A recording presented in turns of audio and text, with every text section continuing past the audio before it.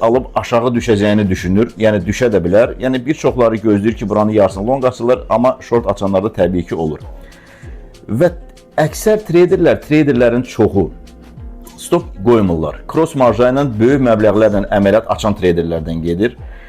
Belə deyək, buradan short açırlar. Qiymət də bu bölgədən biraz aşağı düşüb və qalxmağa davam edir. İndi siz təsəvvür eləyin, stop qoymayıb trader və qiymət də bu bölgədən qalxmağa başlayır.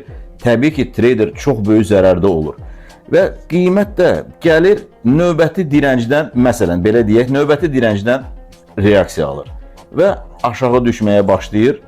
Və təbii ki, bu zərəri görən trader, yəni o psixoloji sarsıntını yaşayan trader düşünür ki, yəni bu uzun müddət çəkir, bir dəqiqənin söhbəti deyil, tam 1 saat, 2 saat, 3 saat trader o zərəri görür və qiymət yuxarılardan bir reaksiya alır və onun giriş nöqtəsinə, onu deyəndə onların, ya bu tək bir traderdən söhbət getmir, burada yüzlərlə, minlərlə trader ola bilər və o traderlərin giriş nöqtəsinə qiymət yaxınlaşdıqca, onlar o zərərin azaldığını gördükcə psixoloji olaraq fikirləşirlər ki, qiymət o bölgəyə çatsa, ya xırda zərərlə, ya xırda profitlə və ya giriş bölgəmdə mən əməliyyatı bağlayayım, da cəhənnəm olsun, tək ki bu əməliyyatdan çıxım, zərər olmasın deyirlər əksəriyyəti.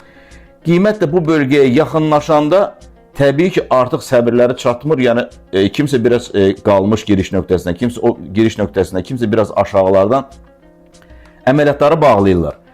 Və bildiyiniz kimi, short açan traderin əməliyyatın əməliyyatının bağlaması, yəni shortda, zərərdə də, gəlirdə də, giriş nöqtəsindən fərq eləmir. Short açan trader əgər əməliyyatını bağlayırsa, alım etmiş olur. Və siz təsəvvür edin, milyonlarla həcmdə olan əməliyyatlar bu bölgələrdə bağlandığında alım baş verir əslində. Və təbii ki, qiymət də bu bölgələrdən alım olduğu üçün, böyük məbləğlərdən, bu bölgələrdən təzdən reaksiya alıb qalxmağa başlayır. İndi də gəlin mən bunu sizə qrafikdə anladım, daha aydın olsun.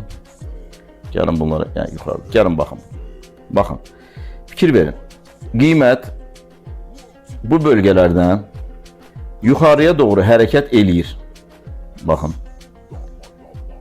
Və təbii ki, bu iynəni görüb, qırmızı iynəni görən traderlər buradan short açırlar. Qiymət bir balaca aşağı düşür və təzdən bu yarıb səviyyəni yuxarıya qalxmağa başlayır. Və gördüyünüz kimi, burada da bir dənə direnc bölgəsi var. Qiymət bu bölgədən reaksiya alıb aşağı düşür və bu bölgələrdən traderlər əməliyyatlarını bağlayırlar və təbii ki, əməliyyatları bağladıkları üçün böyük məbləğlərdə alım baş verir və qiymət də bu bölgələrdən qalxmağa başlayır. Məsələ budur.